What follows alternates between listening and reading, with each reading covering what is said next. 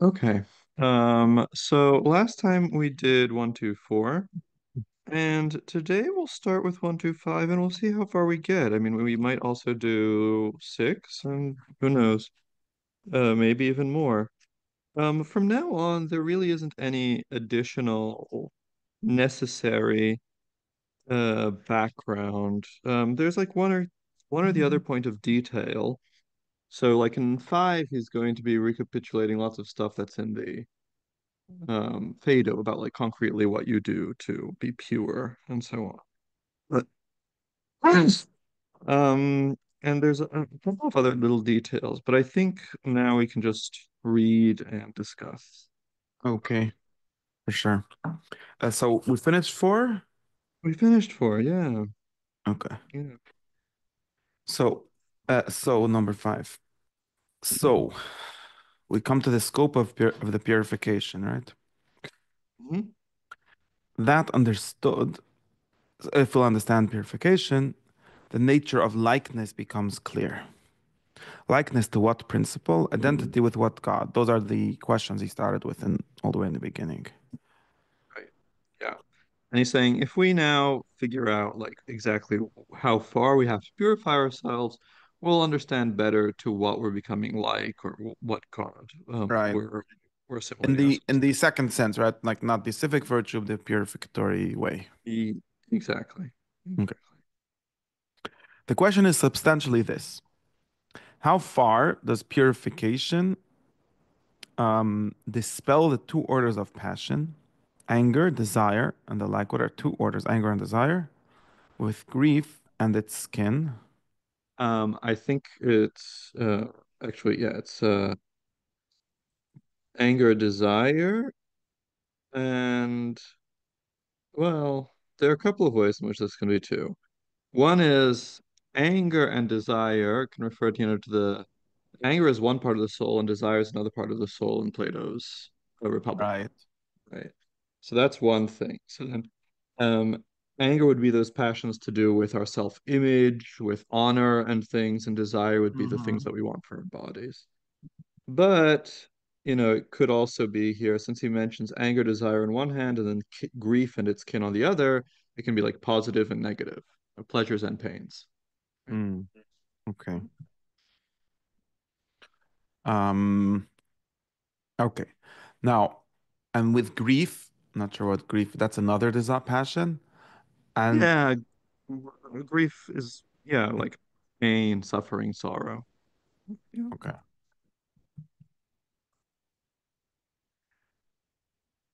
Okay, and to what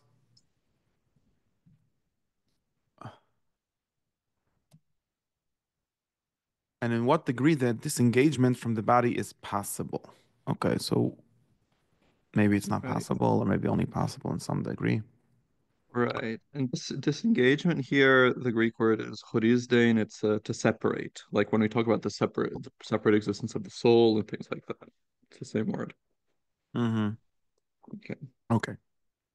Now, disengagement means simply that the soul withdraws to its own place.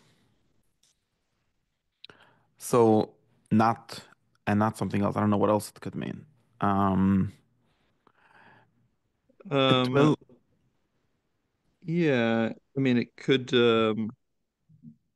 I think the point is it's not going somewhere else, it's withdrawing to itself, right? mhm.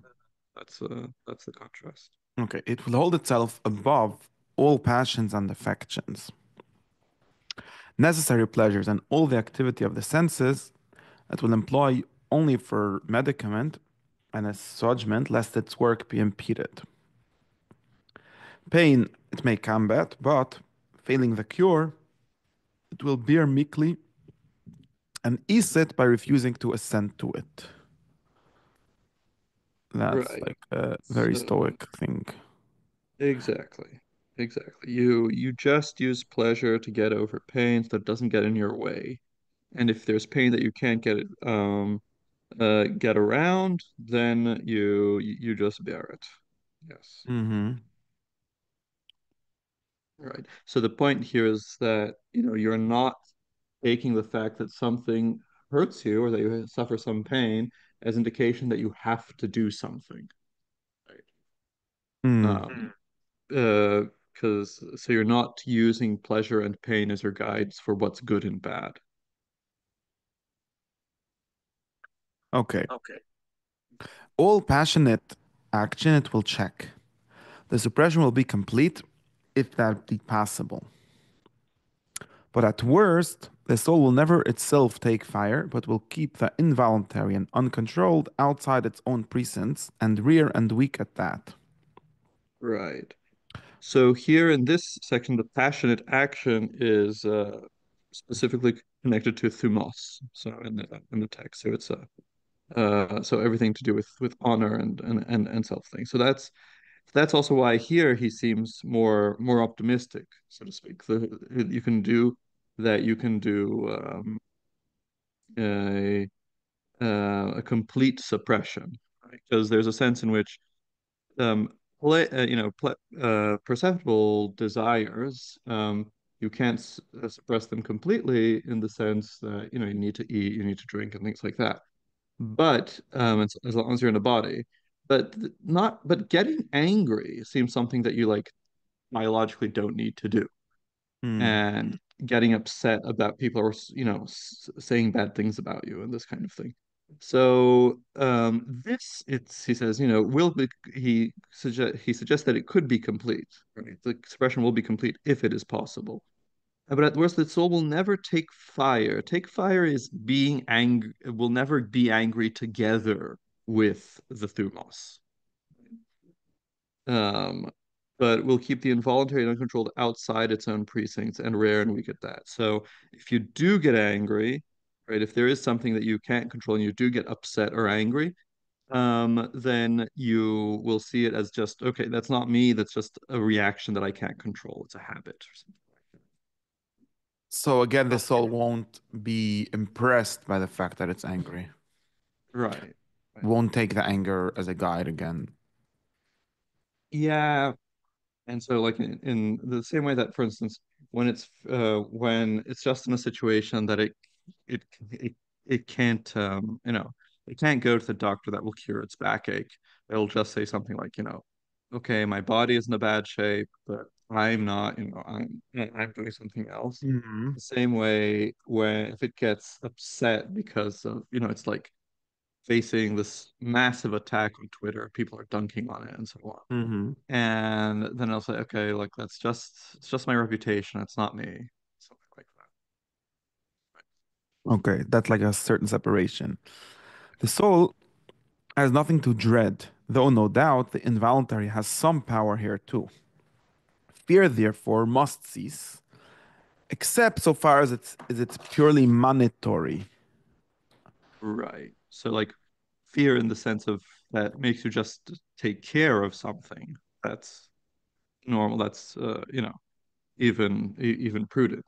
But fear in the sense of actively thinking, oh no, this is going to happen. That's pointless. Okay, so that's regarding fear. What desire there may be can never be for the vile. Even the food and drink necessary for restoration, so like restoring the body's whatever, Hmm. will lie outside the soul's attention. And not less the sexual appetite. Or, if such desire there must be, it will turn upon the actual needs of the nature and be entirely under control. Or, give a lot of options. If any uncontrolled motion takes place, it will reach no further than the imagination, be no more than a fleeting fancy. Right. Um, So he does give a lot of options. That's true. And I guess it's the structure's like, well, there's the ideal, then if that can't be, then if that can't be. Um, so and um I think it's the difficult thing, yeah. So it's like ideally you won't have a sexual appetite for anything that's vile, so probably anything. Not entirely sure what vile sexual appetite would be in this context. It might be something like outside of a marriage.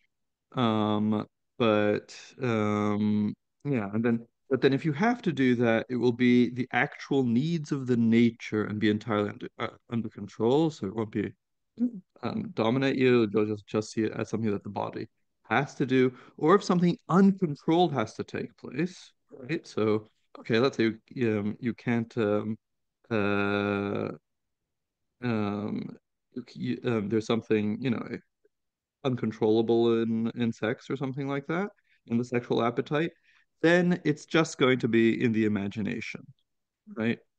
Mm-hmm. Um, so I think in all cases, you're not going to let it go all the way to your will. Some, Um, right. Um, yeah, I mean, I think the question would be like, like, what would it mean? Like, at least for the last that, well, what could be worse than that? Like desire seems like it can't be more than the imagination. Like, unless you take that as a measure, or that's the, if you like say, well, I'm a person who organizes my life around right. uh, Or like even that. if you just decide to organize your evening around this, right? I mean, but that's like Um, sometimes uncontrolled. So, yeah. I mean, there needs to be some space for it, some time for that to happen. I mean, I mean, if unless it's like, oh, it wasn't my fault, it was just overcome by whatever. yeah. Um, Or maybe it just yeah, means simply that you might have bad imaginations, but you won't do anything about them. I think so. Yeah. Um, or even they're not cumulative. So another way of reading this is to say, not as a decision tree, but rather so if you have a sexual appetite, then it will be for natural objects. Right? So let's say not dead bodies or something. And even if you do have, say, a sexual appetite, it'll just be a desire and you won't do anything. Right? Hmm. So two kinds of restriction. One is the naturality, the naturalness, and the other is that it just remains infant. You don't do anything. Right. Okay. And then you'd see, oh well, he's being optimistic, and I guess he's being optimistic for the same reason he was a bit optimistic about anger, in the sense that, it's not biologically necessary. Mm-hmm. Right. Right. Like food is right. Food is there isn't really a way to live without. Okay. Right. And then Um. there he says, you wouldn't pay attention to it. Right. You'll just have whatever. Hmm. Mm, Okay. okay. Um. Will lie outside. Right. Okay. The soul itself will be inviolately free. Will be working to set the irrational part of the nature above all attack. What? Or if that may R- not be, also above all attack from the irrational part. I'm not sure. so I think if here, so the soul being inviolably free in the Greek is it's being pure. Just since just to track that. I mean, sure, in English, inviolate and pure can go hand in hand. But what the attack is, I think, is it's going to protect its body. It's going to protect its body and its senses, right? Mm-hmm. So, and um, right, read on, and we'll have more things. It'll give a fuller So, picture. or that if that may not be, at least to preserve it from violent assault, so that any wound it takes may be slight and be healed at once by virtue of the soul's presence. Just as a man living next door to a sage would profit by the neighborhood, either in becoming wise and good himself, or for sheer shame never venturing any act which the nobler mind would disapprove. Right. So, proficient here is a wise man, a sophos. Okay. Um, and so I think he's talking about not just keeping your body healthy and avoiding accidents and people that would attack it, but also avoiding exposing it to strong impressions that might set it off course, might actually, what a Christian would say, serious temptation. and and in that sense, any wound it takes may be slight and be healed at once by virtue of the soul's presence. So even if you are exposed to, some a very attractive banquet, then it won't be for long. And if it happens, you'll quickly be reminded of, how good it is to study and the problems that come when you've eaten too much or something like Hmm. that. The problems of eating too much would be, still being the bad virtue of changing pains for pains and pleasures for pleasures. But just, the appeal of your philosophical activity, that would be something that, you would remind yourself, and then that would make the impression of the advertisement or whatever temptation it is lower. So here, this is like a passage where suddenly the pure soul has, as it were, it's dis it's disidentified itself with the irrational, the person with irrational desires, right? And so this is kind of like what I was talking about, how there's this a weird shift in perspective in these chapters, where we've been talking about this person who, uh, fights with their desire, like first controls their desires, is a good citizen, and then strives to separate themselves from the body. But now the soul is, as it were, this pure thing separate, this pure and separate thing that can act as it were, a check on the irrational person, right? So there's that thing of I use the analogy of the teacher. So the student who for a long time studies with the teacher and then starts seeing how they were through the teacher's eyes. So they somehow switched positions. And in the same way here, the soul seems to have switched positions and gone up. Right.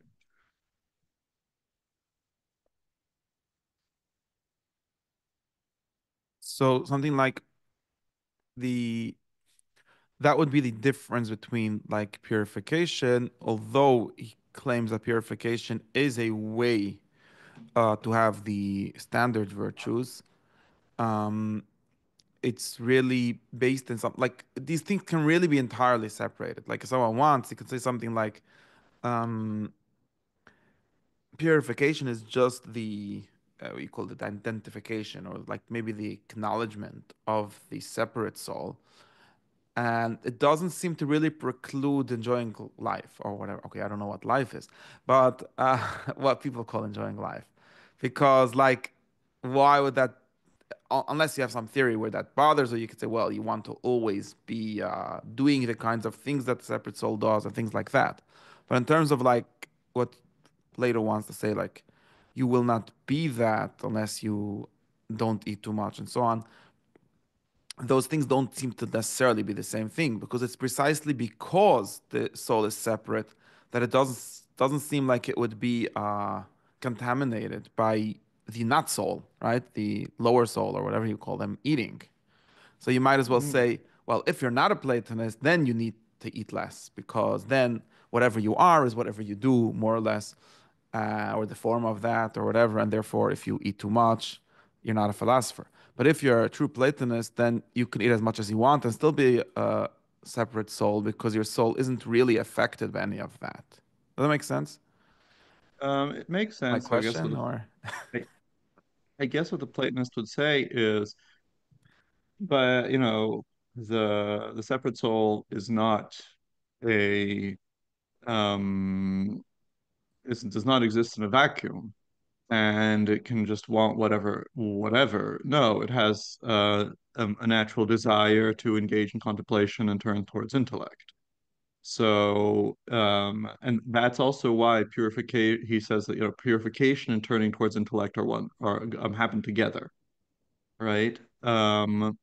Although what you could say is like that this is about, yeah, like maybe the distinction between the, like, when you're pure, like purification, this allows us to, although the two things happen together, we can see more clearly how they can also be distinguished and even be two steps. because you can think that, well, while I'm purifying myself, I am somehow, um, I'm identifying myself as something dirty that needs to be cleaned, or Hmm. something attached to the dirt that needs to be cleaned. However, once I've accomplished turning towards intellect, and then I get the form of intellect, right, and it imprints itself on my, like a visible thing imprints itself on my eye, then I no longer I then I am pure, and I'm in the company uh, of this not pure thing, or this not entirely pure thing, but it's not me anymore. But anyway, the it wouldn't. It's not. Maybe it's put it this way. The negative part. I mean, what you said resonates, or agrees with Plotinus insofar as the admonitions "don't do this, don't do that" seem more relevant as long as you, in some sense, still identify with your body or with your desires. Whereas when that's no longer the case, the motivator isn't so much, or the injunction isn't so much "don't do this, don't do that," but "do this, do that," like contemplate this, or think about that, something like that. So, but I don't think it's Titus would agree. Oh, once you're identified as a soul, you can do whatever. Um, that um, that wouldn't be the case because, um, as I said, the soul is not a neuter, it's not, it's a zero. Okay, because that right, but it's still maybe it wouldn't, meaning to say, it wouldn't bother you so much. Meaning to say, for example, if like the kind of like permission, I don't know what these ors are doing here, like that he gives here for something like, it's Right. something like someone says, well, I'm a philosopher, but then sometimes or whatever, so then like, yeah, maybe you shouldn't have done that, or maybe if you would be really a pure soul that doesn't have a body, you wouldn't have done that. But it doesn't make you less of a philosopher, for example, for when you are engaging in contemplation, because that really didn't touch the part of you, or the real you or whatever, which is contemplating. And the Right. understanding of that is itself a kind of purification. Like we have, Right. like if someone has this theory, is uh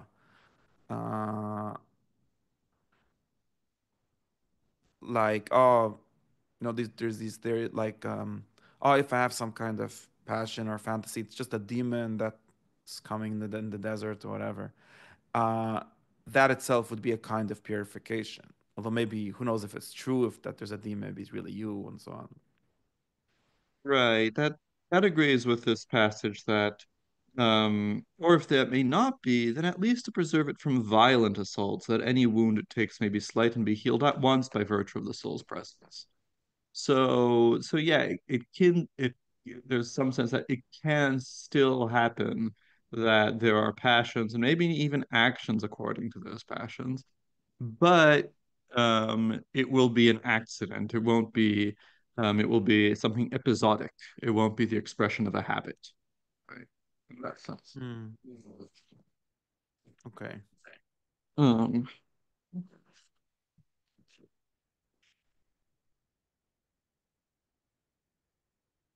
Okay, there will be no here, there will be no battling in the soul. The mere intervention of reason is enough. The lower nature will stand in such awe of reason that for any slightest movement that is made, it will grieve and censor its own weakness in not having kept low and still not having kept low and still in the presence of its Lord. right. Um, uh, so yeah, so this is, Uh, again, same description of what he said here about having your neighbor who's a wise man. But here it's actually something even more strict here. The analogy here is that the the lower nature is a slave to the higher nature. And and the mere intervention here in the Greek is actually stronger. It's just the mere presence. And so the idea is so there's no more battle, so you're no longer torn between alternatives. If you did something, I guess then the that it will suck, and but you'll just keep lo go on as we were talking. Hmm. It will grieve and censure its own weakness, not having kept low and still in the presence of its Lord. Right, and I guess Um, the thing here is that these lower faculties or mhm. will not like be converted themselves. Is not having something like that happening. Will not. Oh Like no. like the whole thing with Aristotle's whole thing that your characteristics need to be themselves good somehow, not just have self-control and all of that. Oh well, no. I think we're beyond this, right? So, um, the next the next chapter starts. In all this, there is no sin. There is no missing the mark. There is only a matter of discipline. So in Greek, katharthosis, so correct human action. But our concern is not merely to be sinless, but to be God. So I think that the point here is actually remember that the purificatory standards are higher than the civic standards. Mm-hmm. And the Aristotelian idea is still within the civic standards. So right, so you do actually know it should be, as it were, second nature for you to get angry at the right time and so on. But it's not that um, but here he's talking about, your now the standard is higher. It's like you shouldn't ever get angry, right? Um and he's saying, well, he's saying like that will maybe will never become second nature, right? But only getting angry at the right time, sure, can become. Okay, I see. So something, or maybe like you wouldn't have like you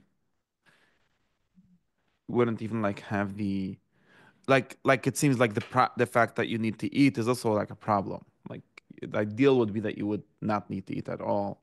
Just sadly, we're gonna have to make accommodations for that. Right. And Yeah. that's not a civic virtue at all. I mean, it doesn't make sense to say. Yeah. That's not a specific virtue at all.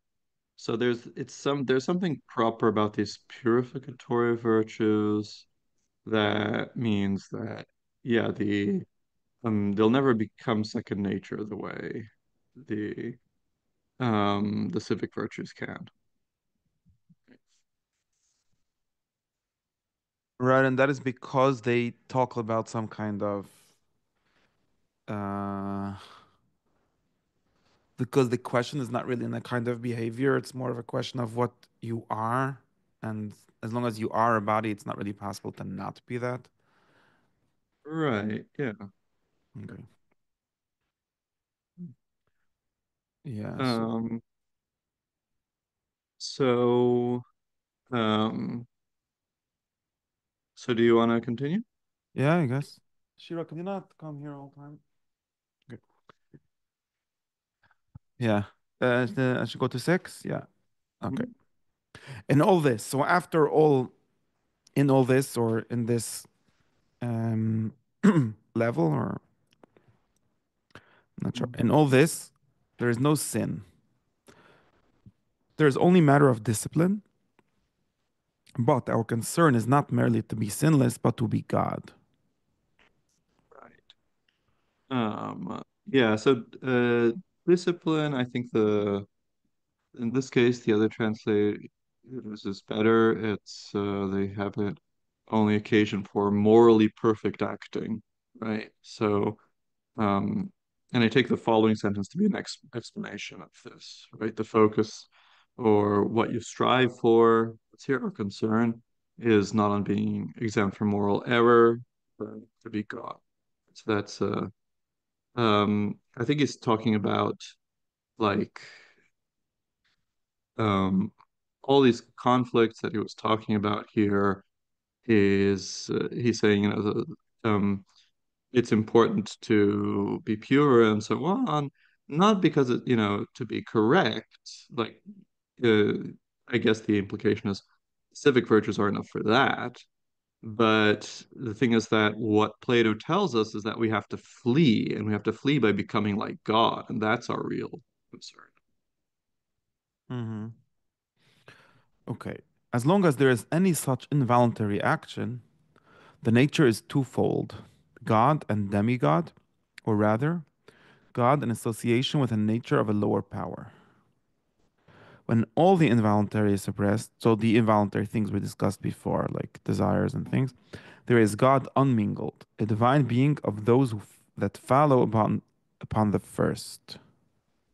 Right. So a few notes. Demigod here is perhaps you suspected. It's daimon, right? So it's a Mhm. spirit or something like that.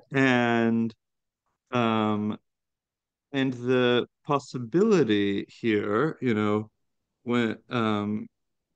when all the involuntary is uh, uh, s- suppressed, then um, it's it's not necessarily something that um, is possible for us. Although you might think that it is possible in the sense of, you can die, right? The virtuous man can die and become a god or a daimon, and that's like I think that's basically what Porphyry says happens to Plotinus in his life of Plotinus. Um, and a divine being of those that fall upon the first, so that becomes just intellect, right? Just intellect that follows the one, or just an intellect that follows the first intellect. Could also be another uh, interpretation. Okay. So, meaning if you would not be a soul, or if you would not be um,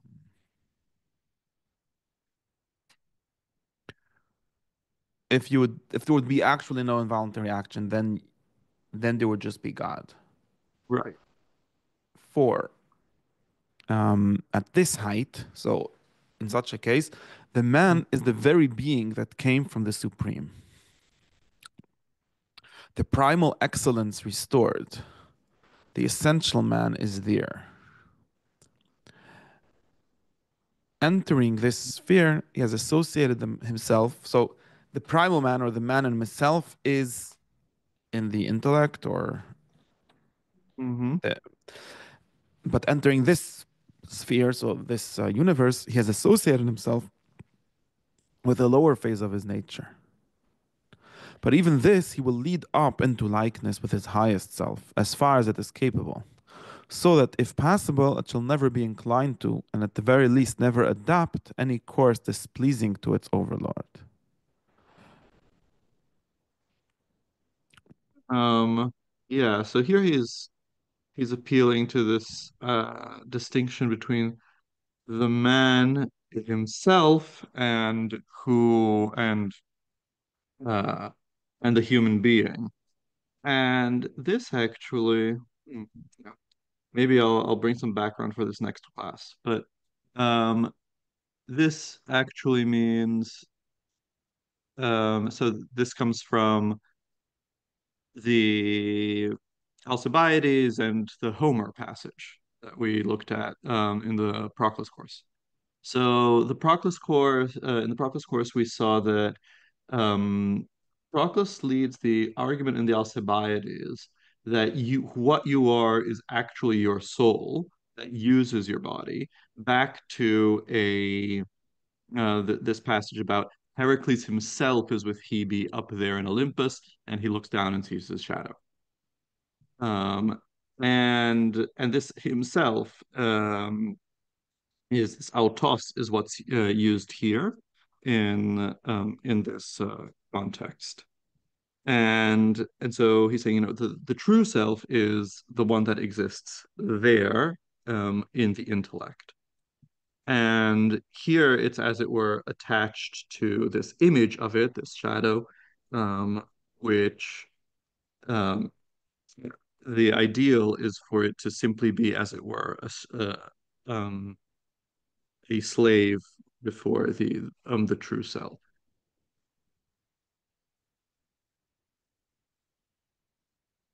Um, right. So this whole like what happens to this whole level that we call soul? That is just the problem, like this in Ah, this so sphere, um, the whole world soul. so okay. So this is a big difference between Plotinus and later Platonists. Mm-hmm. For Plotinus, soul belongs to the intelligible. There isn't a clear, as it were, middle position between the intelligible and the perceptible that, like, Proclus is so at pains to stake out, saying, the intelligible is eternal and the perceptible is temporal and the soul is both internal and temporal and things like that. No, for Plotinus, the soul is clearly on the side of the intelligible, but it's as it were, it's this intelligible power, or part of the intelligible that does this thing of descending. And why does it descend? Sometimes he gives Platonic reasons in the sense that it wanted to create the world because it saw the beauty of the intelligible and wanted to produce another image. But there are also like more negative things that it looked to matter and was confused and came down and things like that. So more Gnostic sounding things. Plotinus has a part on number where he seems to imply that just this, the first multitude, um, the multitude in intellect is already evil, right? Because ideally there would just be unity. So Plotinus has this kind of sentiment. So on occasion, and whereas which is like a sentiment that you don't find in Proclus. And one of the things that it's associated with is this question about why does the soul come down? And for Plotinus, this is really pressing because soul isn't a by nature an intermediary thing that connects things, and then it's also not so complicated. Why does it come down? Well, this is its function to connect things, but it belongs up there. Mm-hmm. Um, but this is Yeah, so in what he's doing here is, as it were, he's explaining, as it were, the ontology of the change that he's been talking about in purification, and, and he's also connecting it to the question that he put at the beginning of five, like likeness to what, and identity with what God, right? So the five was telling us about, as it were, the extent um, of the purification, exactly how far it goes, and and then he draws from that the idea that the how far does it go? Well, it goes to the point that you're no longer that you have this duality in yourself. Now he's building on that duality to, as it were, explain what God we're not just assimilating ourselves to, but we are being, right? Here it's identity. In the beginning of five, he had already moved from talking about similarity to identity, likeness to what principle, identity with what God.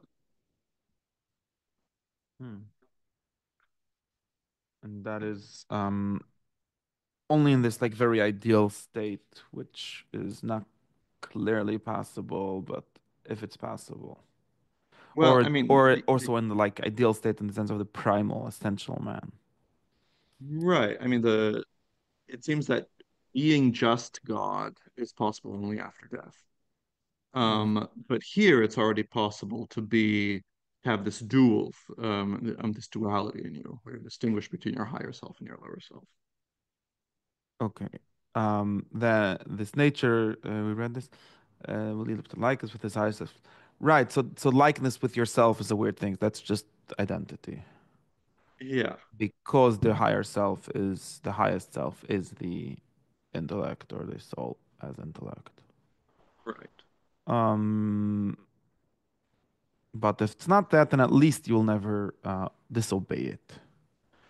Right. What form then does each virtue take in one soul of thee?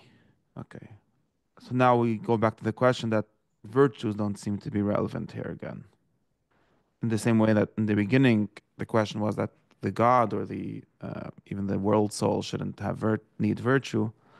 If you're identical to that or something better than that, then also we need to do like third explanation of virtues really. Right. Um, so it's like this: wisdom and understanding consist in the contemplation of all that exists in the intellectual principle. And the intellectual principle itself apprehends this all, not by contemplation, but as an immediate presence. Right. This is immediate presence in the Greek is by touching. And here, and then it contrasts with contemplation, um, because the contemplation is, the metaphor is visual. Um, and he may be distinguishing, and this idea that nous knows by touching is common in Plato and Aristotle. They both use this metaphor. But the idea here, I guess, is to underline that it's natural for nous, but it's acquired for the soul in some sense.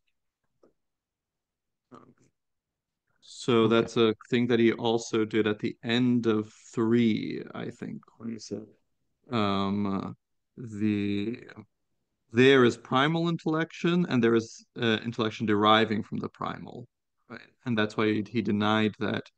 Although intellect is also separate, the separation of purification doesn't mean that intellect has virtue, because the separation that we get is just an image of that one. Right, and that's why virtue, in the sense of something added to you. Right.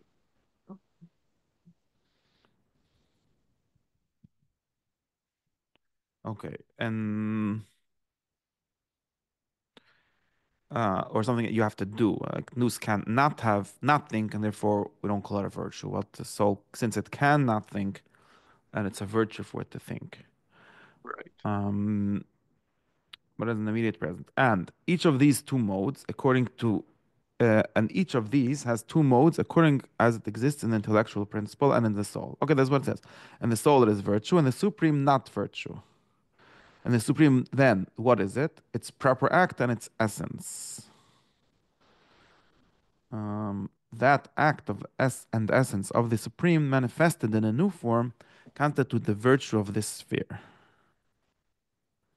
For the ideal form, idea, I guess, of justice or of any other virtue is not itself a virtue, but, so to speak, an exemplar, the source of what in the soul becomes virtue. For virtue is dependent, seated in something not itself. Ideal form is self standing, independent. Right. So basically, what we've been discussing, there are going to be virtues for the separate, for the soul that separated itself, but in nous, they're not going to be virtues; they're going to be paradigms. They're going to be models. Right? What he translates here as example. Right? This is the same as we said before, right? Right. Yeah, yeah. I don't think there's much new here. He's reminding us way back of the artisan model, right? Of the guy who makes the who builds a house. Mm-hmm.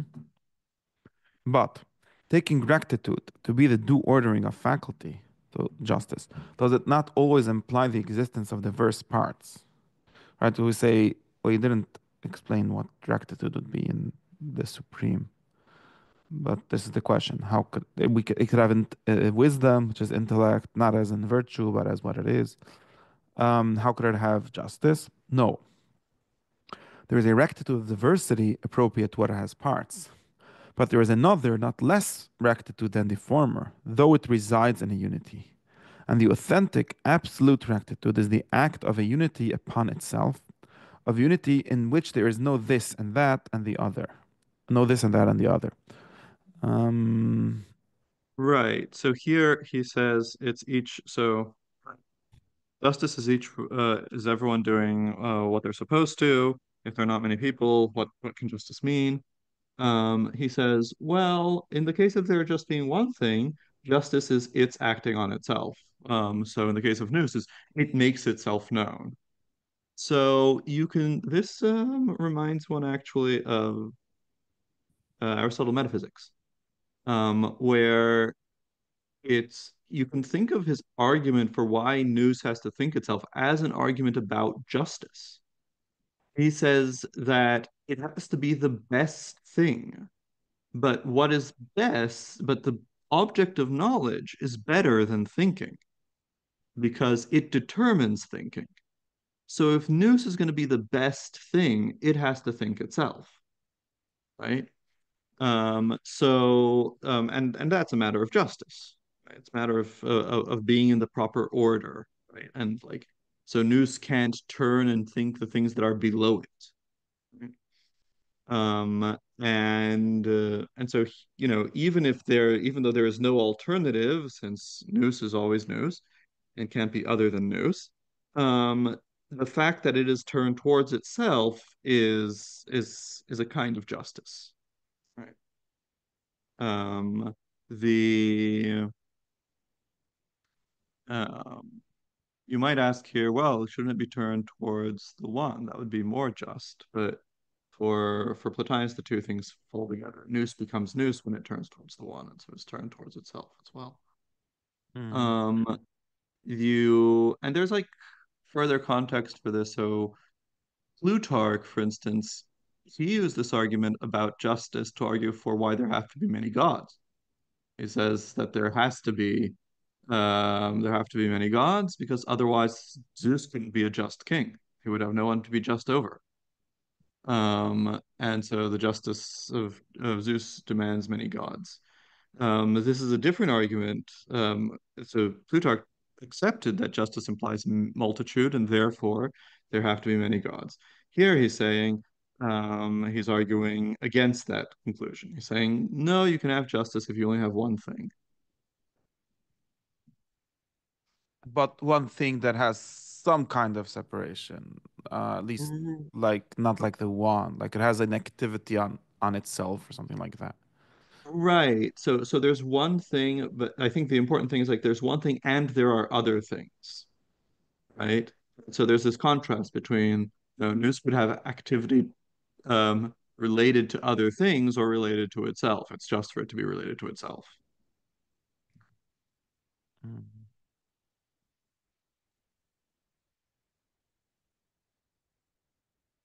And it's kind like, I mean, I guess it depends on how you read the word justice of the Republic. Like justice means everything doing what it's for. I mean, you could say that that is like, and Plato says that's the justice in the whole city. Like it's not in a particular part. It's in the whole soul or the whole city when each one does its part. But like here, it seems like the justice is in the specific part, the individual part doing its correct activity. Right. And it happens to And be that if there's two, then each one will do its correct activity. But it's not really in the whole. And although that's what it says, I think. right.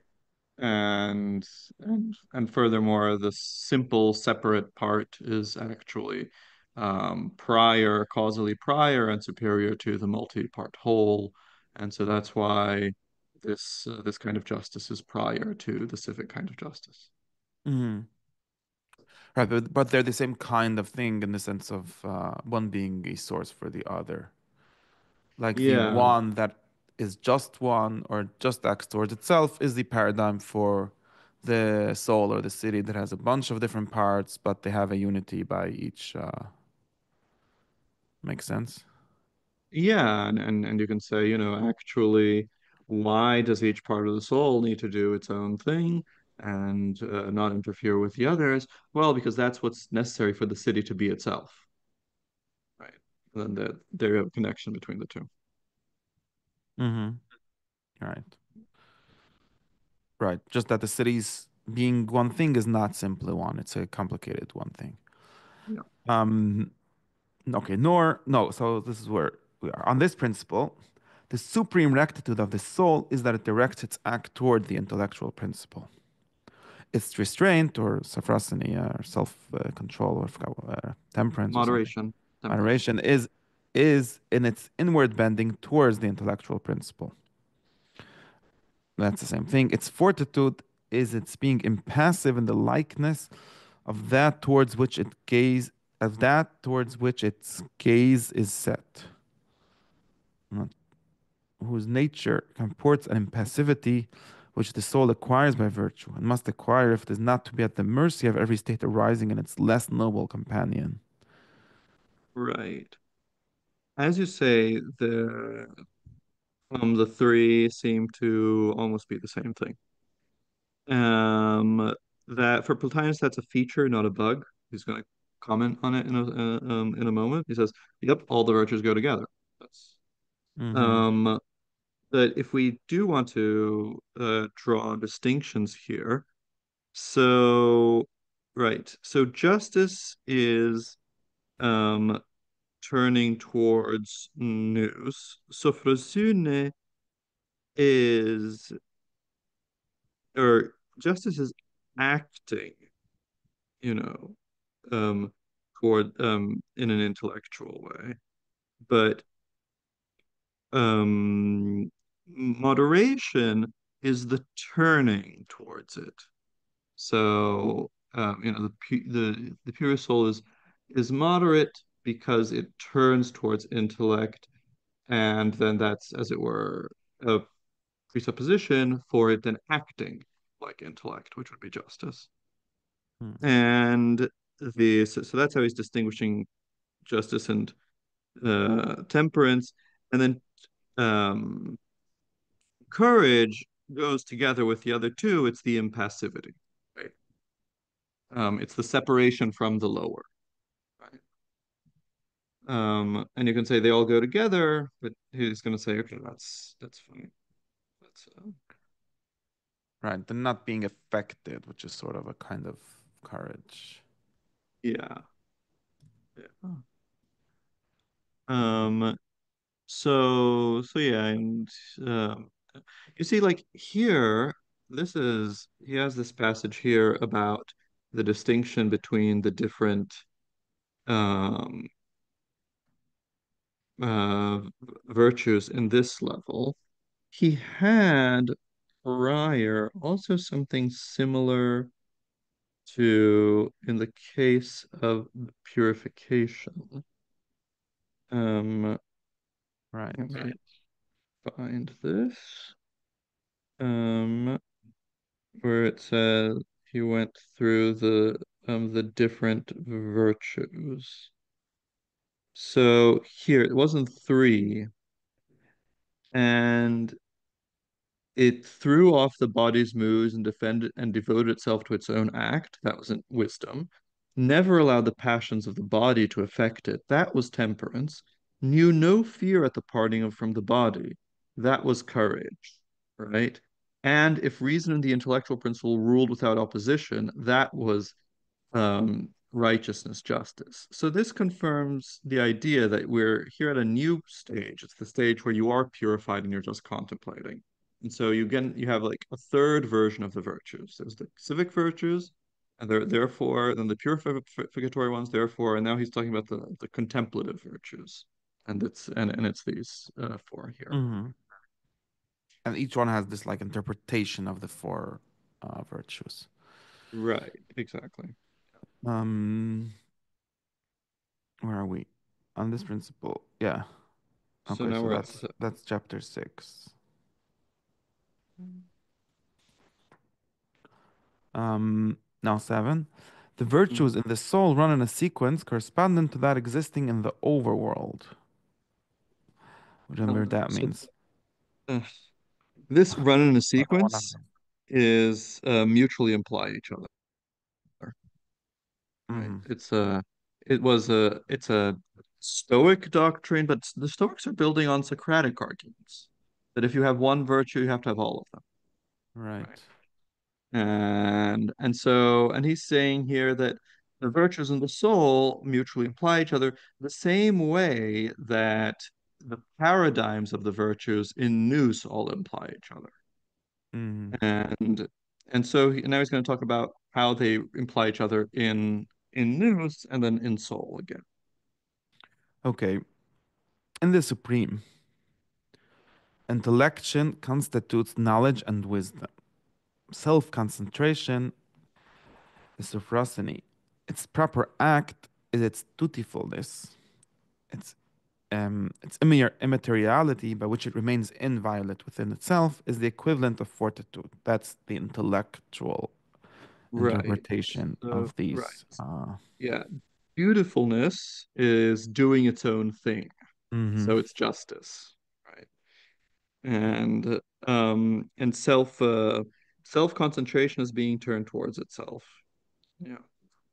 And that's moderation. So these are the different possibilities or the different virtues in nous, and I mean it's clear how they go together, right? Intellect, why is what it does intellection? It's because what it knows is itself. It makes known itself, and that already implies that it's turned towards itself, so that it's temperate, and that it's doing its own, and that it knows nothing outside itself, that it's justice, and all these things are go together with the fact that nothing in it is potential. Everything is actualized, and therefore it's immaterial.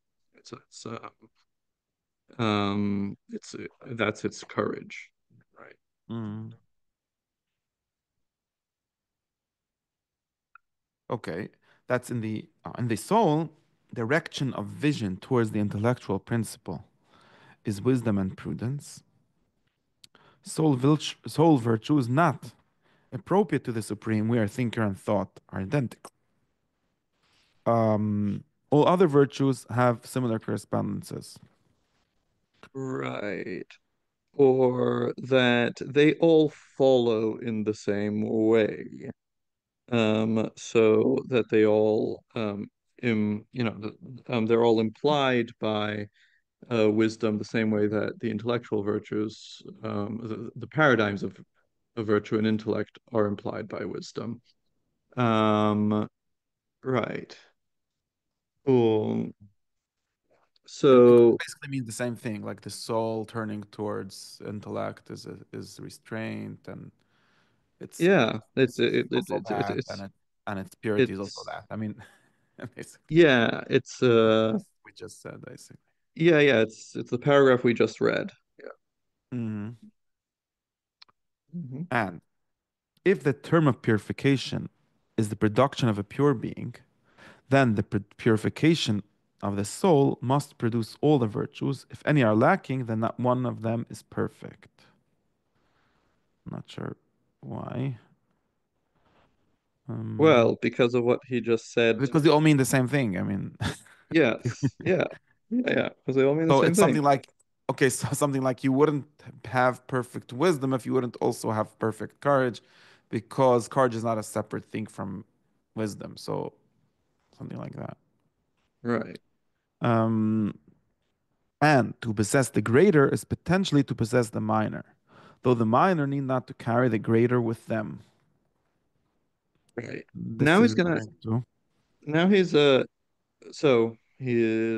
getting into the question about, do you lose your civic virtues as you become better? Hmm, Um, First here he says no, because if you have the better, you potentially have the lower. Although if you have the lower, you don't have the higher.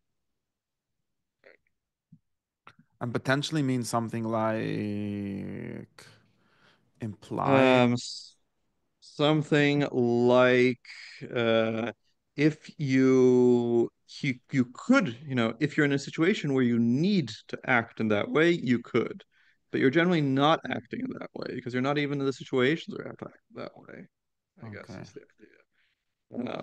Like the joke about how do Because you're just mathematicians count, right? Do you know this? How what? do mathematicians count one, two, three, n? Mm, And so the idea is, well, of course, a mathematician can potentially, do basic mathematical operations, but they're just not doing that anymore. They're busy with other things, with higher right. order structures. Right. Like this pure person is mostly just staring at the stars, but if he needs to help his neighbor, maybe he will. Never know. Right, and like Uh, he'll know how to how to help his neighbor, and well, won't be yeah, and cruel to somehow his will also neighbor. know how to fight wars because he has courage and all of those things. Yeah, yeah. Okay. Thus, we have indicated the dominant note in the life of a proficient. But, so the dominant note meaning like the more correct answer to the question or something. Well, this is uh, it's more like It's this is uh like that this dedication to intellect is what's most characteristic of a sage. Hmm. Yeah, that's okay.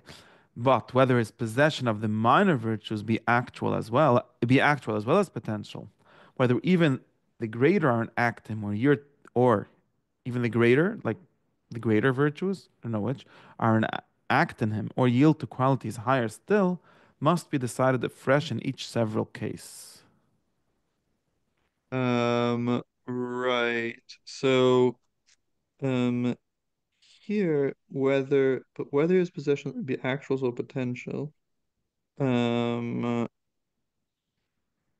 um, let me,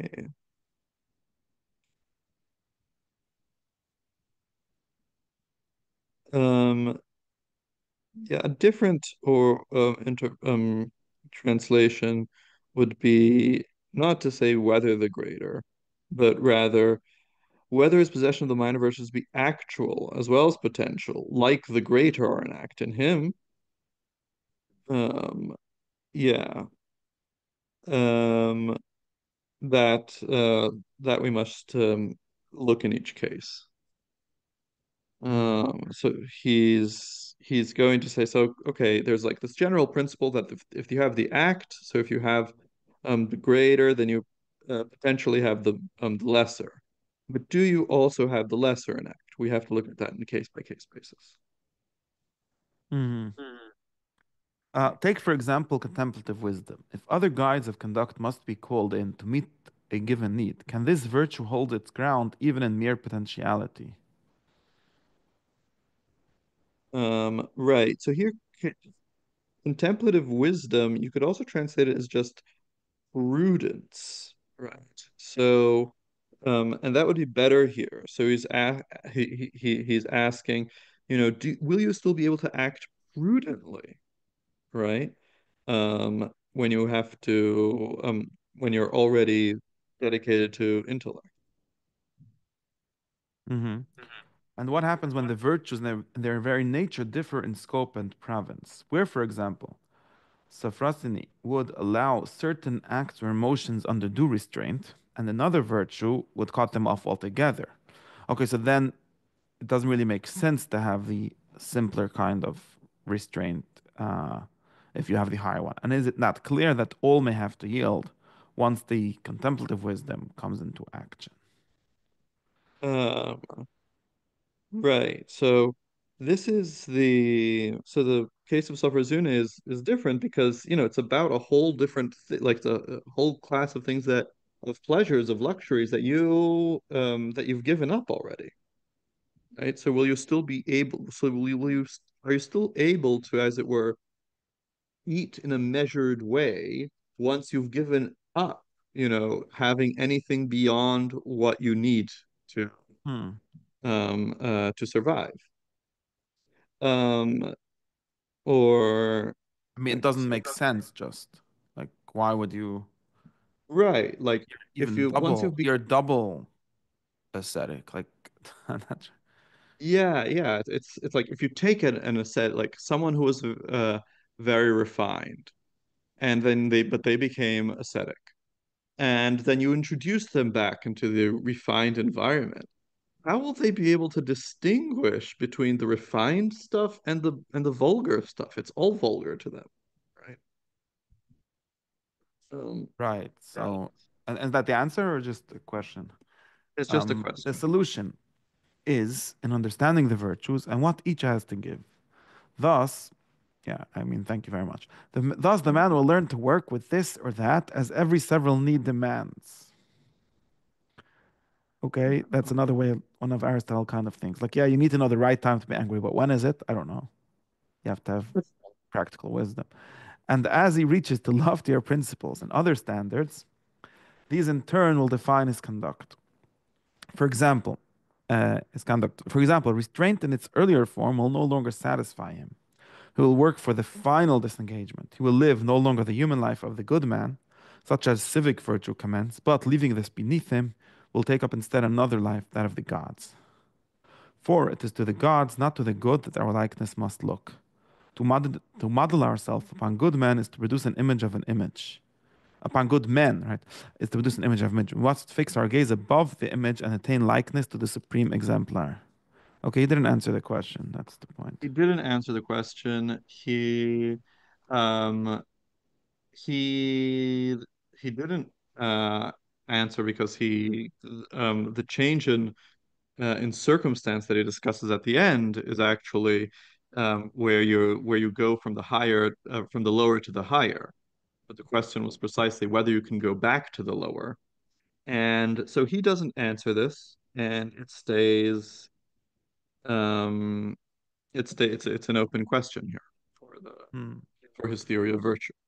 And um we're we're going to read some of his life, and we're going to read some of his another treatise of his on the daimon, on your personal daimon. And I want to read that one precisely because it brings up this question of the division of us, right? And this dualistic perspective.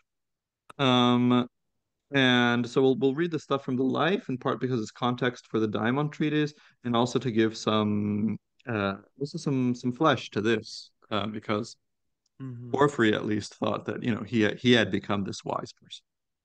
And so we can see a picture of what that's supposed to look like. And Although you're not uh, supposed to look to the wise person now, only to the God. right, right. You're not supposed to take Plotinus as a model. You're supposed to take the god as a model. And um, and so um, we'll take a look at that. I think I might also bring in some other background material that I mentioned today to just discuss it, and that will also help me wrap up this um, and also refresh our memory next week. Mhm. Let me see next week. So, yeah, Next, so just, yeah, you can next week. Uh, yeah, next week is bad for me. I'm traveling, so in and right, I travel for 2 weeks, so the next time is on the 16th. okay. Let's see if should be. Let me check 1 second. Just to talk about this a second. So it seems Yeah. like there's at least two, like maybe opposite, I don't know, or different kind of questions that they can ask. One is something like, does this sage do some bad things, or something like the question that gets asked sometimes is like, if the sage is supposed to be indifferent to all kind of worldly things, like does he cry when his child dies? Hmm. It seems like he would be a bad person if he wouldn't, but maybe that's only a civic kind of bad, and since he's not really living in this world, then he just doesn't care. Makes no difference. Or maybe he cries just as much when some random child in nowhere dies than when his child, which is another way of similar question, but still civic, like universal, because the gods care about humans or something. Um,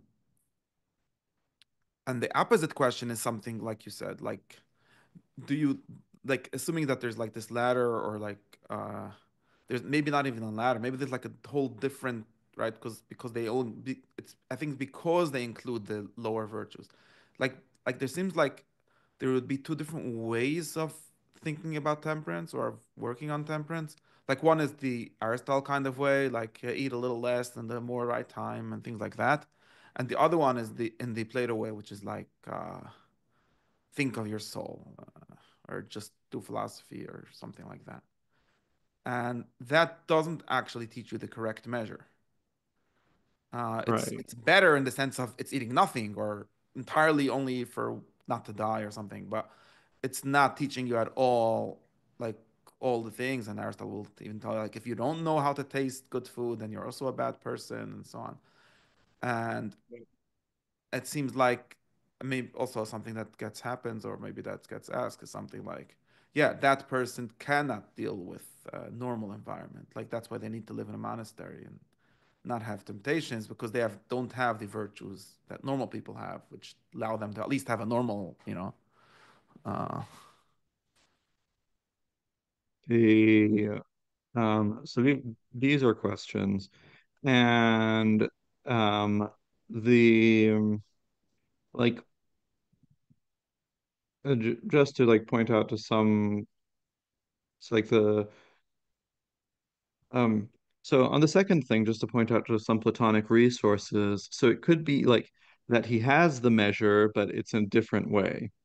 So for instance, okay, the wise man, he doesn't actually know anymore like what is proper to like how much he should eat um as a human being, because he no longer thinks of himself as a human being, as a good human being. But maybe he knows he can think of, but maybe he knows, right, what is proper to eat insofar as eating, when you're eating, you are, this isn't actually an image of intellect because you are taking in what you are, and you are knowing, as it were, what you eat. And so he brings in a different measure, right, which is the measure of how to be a good image of intellect. And and of course the ideal image of intellect doesn't eat at all. But now he's in this situation where he has to eat. So he has to eat, otherwise he's going to offend the king and he's going to die, and other people are going to die. And so here, even though he no longer has access, let's say, to the civic measure, because he's just not interested in that, he can. There are other measures that he can that he can draw on. So that's one way in which um, especially the Platonic talk about paradigms, and the idea that the intelligible world is a paradigm for this one can explain how the higher contains the lower. Um, and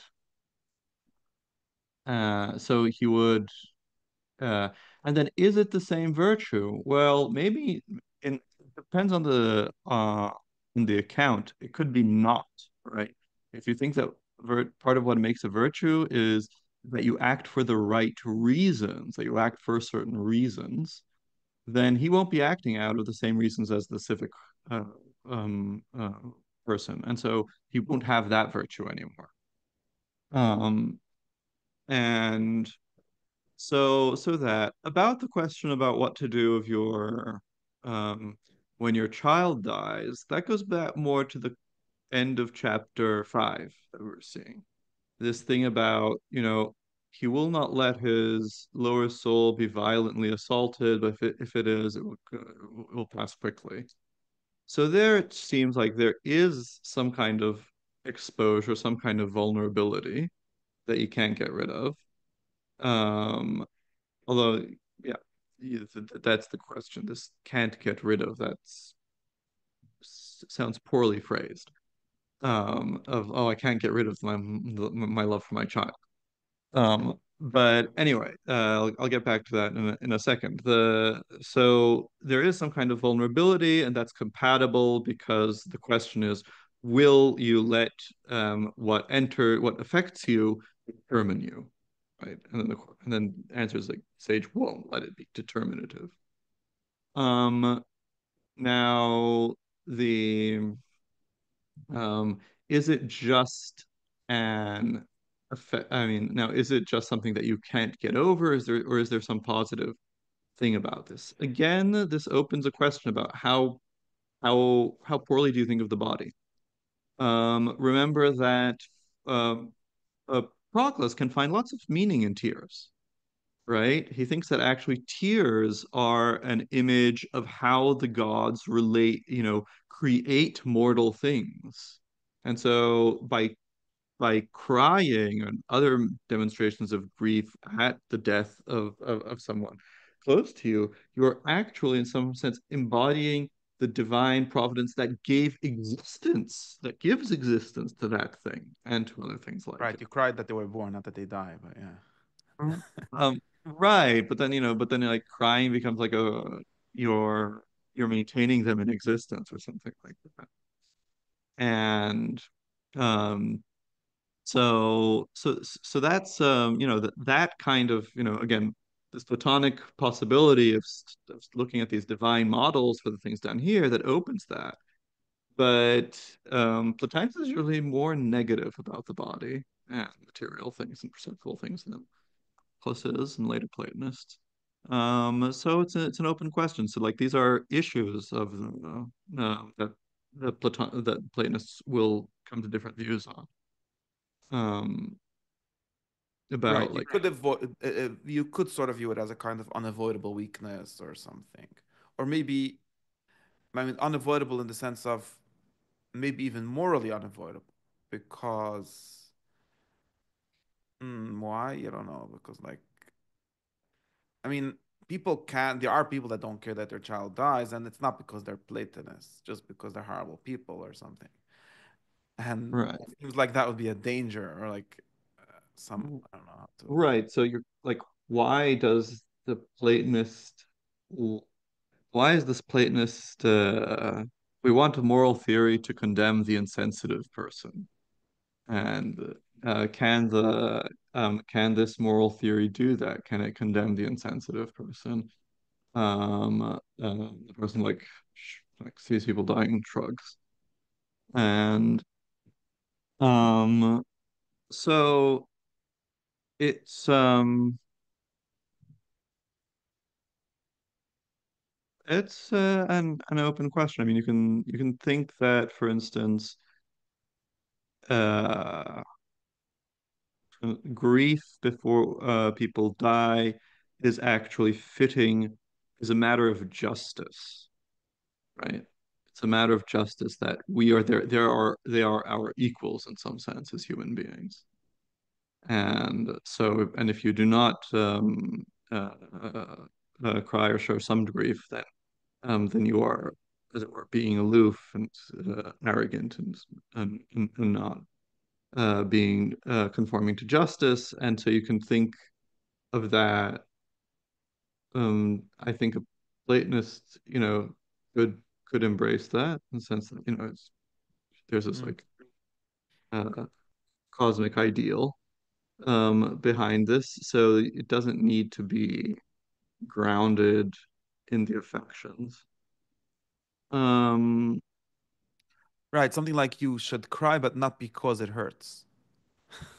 yeah, yeah, like they're um and also, because and that gets expressed in other things as well, like um the it's also you should cry even when it doesn't hurt, right? Right. Like even if it doesn't hurt, you should still like act and have like a solemn composure and things. Um, so that's the flip side of it. Whereas the insensitive person, they don't cry and they don't even see why they should cry. Right? And so I mean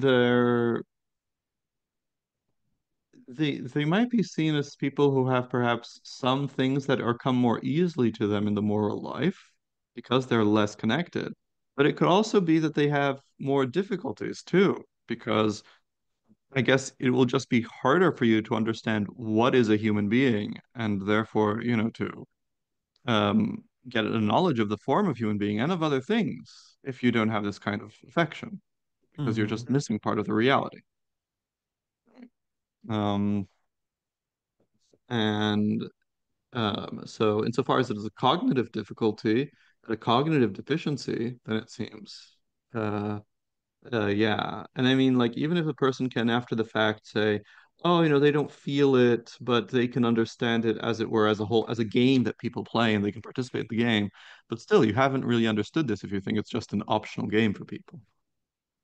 And um, yeah, so I think that's Mm, the thing. So some of the things that we're going to see in the future, like we're going to still spend some time with Plotinus and then later Porphyry, who has more or less the same uh, um, theory. But what we're going to see is that, for instance, Plotinus was really clear that the things in intellect in nous can't be called virtues. This is going to soften.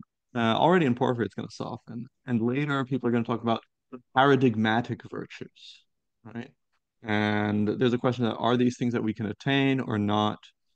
Also, here we saw no mention of piety or ritual.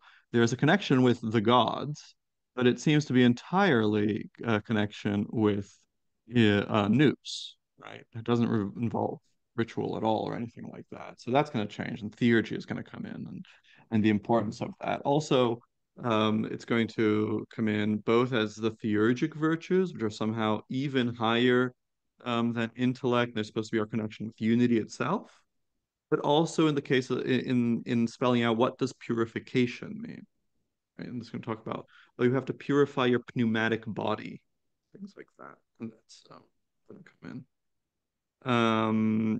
And uh, yeah, so and this was inspired by Plato and had Plato in the background, but later on it becomes more the commentarial tradition. People are reading the Phaedo, and writing commentaries line by line, uh, and doing things like that. So yeah, we'll see development in many aspects of this theory, and also in the whole duality issue that's going to be different in the later Platonists. I think the duality is like less of an of a separation between Plotinus and later Platonists than people have thought. But and that's partially also why I want to read the Daimon text, because mhm. it prepares for later things in Proclus and Iamblichus and things. Okay. Um, okay. Any last questions? Okay, no, that's I guess that's all. Right. So I'll Have to see you figure then out if we should in cry, but yeah. uh what? We'll figure out if we should cry or be happy or Yeah. So I'll see you on the anyway. 16th then. Okay. Oh yes, okay. Okay. Oh, and I'll send you a bill for this month. Okay. Okay. Good. Bye. Bye.